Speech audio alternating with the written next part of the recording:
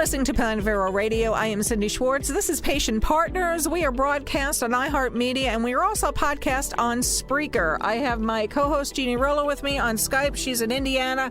Today we are talking about how patients, or do patients actually have the advantage of suing when they've been harmed, what that means. We have a couple of articles. One is written by the CBC, which is the Canadian Broadcasting Company. It is written by Hababa Noshin and Andrew Colbert, and it was in April 18th, 2019 online posted. And it talks about, of course, it's Canada, but we're all talking the same thing. The rules and laws may be a little bit different, but the essence of it is harmed patients, how you can get retribution. Are we all looking for monetary retribution? What kind of say do we want to have in all of this? Do we have any say? And what really is going on? I mean, patients are being harmed. We know that they are because we've been harmed as patients. So, Jeannie, what do you think? Well, even though the one article is from Canada, it does point out how similar our circumstances are once we've been harmed.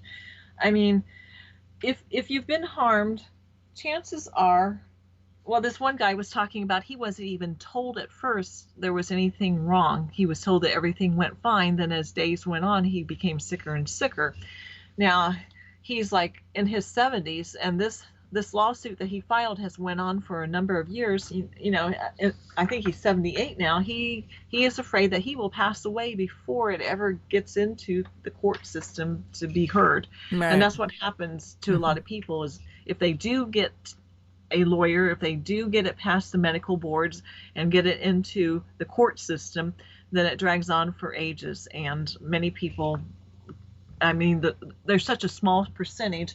The Civil Justice Research Group was saying only 1/3 of 1% of patients who are victims of malpractice will receive some sort of payment through the settlement of the claim. Okay. So that particular article, I'm looking at it now, it says if fewer patients sue their doctor, the rate of winning malpractice suits is dropping too.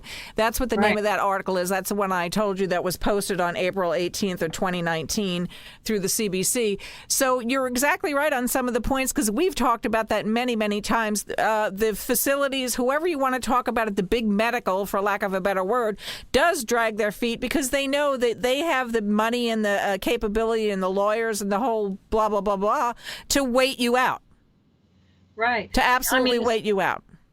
The CDC, they say plainly that even though the number of doctors is increasing over the last 40 years, the rate of patients suing has dropped considerably. Mm-hmm. And the patients who actually make it to court has also gone down. Mm-hmm. And what really struck me in this article is that they studied 252 cases and only 8 were tried to a verdict. Only 8 out of 252. Okay, so talk about personal experience, which we both have. So in my experience, I've talked with 75 plus lawyers. The ones that would actually answer me told me if it's not going to be sued for 7+ figures, we don't talk to you. That article also says that their figure was $250,000. The lawyers said, $1 million. So this was 2 years ago for their article. The other thing is what actually do harmed patients want? This particular man in the article had a sponge left inside him during his operation, and then his abdomen blew out. So that was definitely an accident. Yes, there are checks in place that to supposedly, circumvent that, but obviously they didn't work. I don't think anybody, I hope not, purposely left a sponge in place. So yes, that did happen. The other person that they talk about in that article is someone that she went to a pain clinic and was hesitant to go to the pain clinic, finally did. Yes, this is a good thing, she said. And then she got home and got sick a few days later and contracted meningitis because the doctor that treated her had a staph infection. Now, that's on purpose. Right. I mean, that doctor knew he had a staph infection. So what we all talk about is what is the avenue? Is it always malpractice that we're seeking? Are we always seeking monetary damages? And like you brought up in another article, Jeannie, you're going to talk about is these instances are always squashed. No one ever admits to 90% of the time, whatever admits to it from your statistics. We know that firsthand because we've seen it. And so, yes, they drag it out, the big facilities, blah, blah, blah, blah, blah. They also threaten to sue us or arrest us for trespassing if we go on their property to seek our medical records. And there's just a barrage of things that happen when you're trying to just figure out what went on and get some closure to all of this.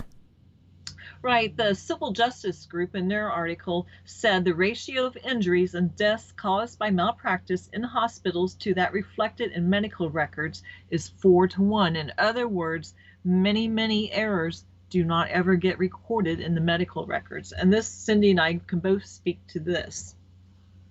Absolutely. Or they will turn around and tell you, like they have us, that it does not matter that you were in a room for, 55, 60 degrees, freezing to death, went into hypothermia. That doesn't matter.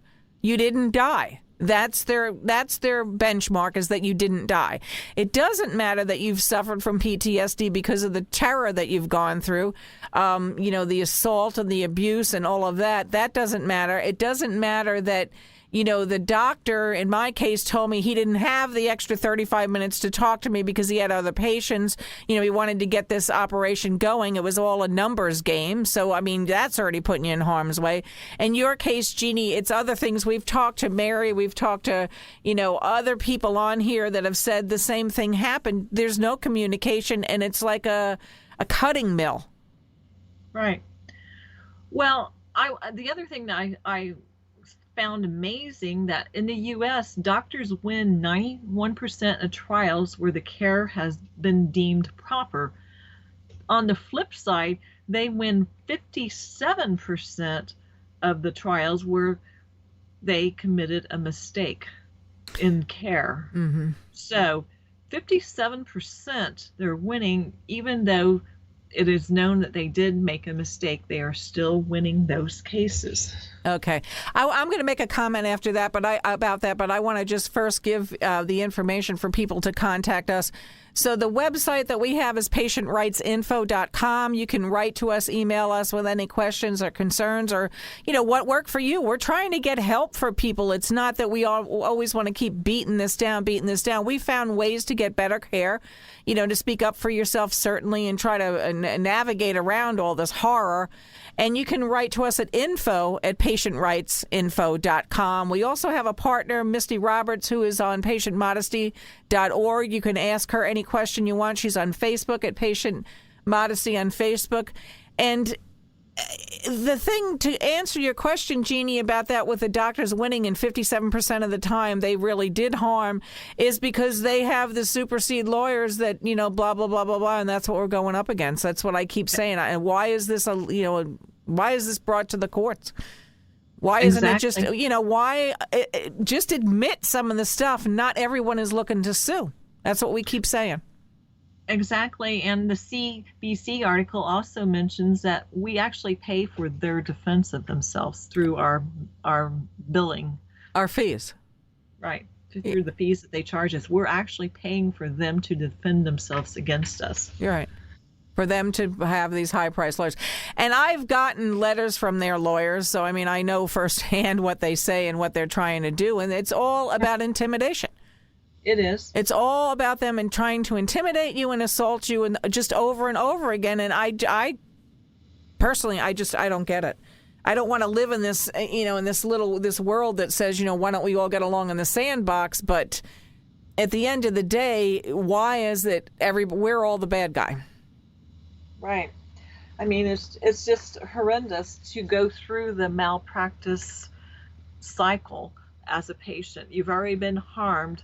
And the whole malpractice cycle will even harm you more. Absolutely. So I want to say thank you again, Jeannie Roller, for bringing those articles to my attention, to the listeners' attention. Again, get in contact with us at info@patientrightsinfo.com. And you've been listening to another segment of Patient Partners on Planet Vero Radio. Please stay tuned.